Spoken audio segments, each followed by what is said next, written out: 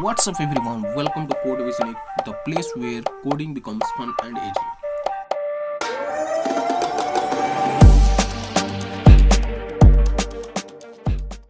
In the last video, I showed you how to partition a hard disk and create a new volume named K drive. But what if you want to delete this partition? Today I will show you step by step how to delete a partition and merge its space into another drive. First, press Windows X again and click on Disk Management. Now find the drive you want to delete. In this case, it's K drive, new volume K, and right click on it and select Delete Volume.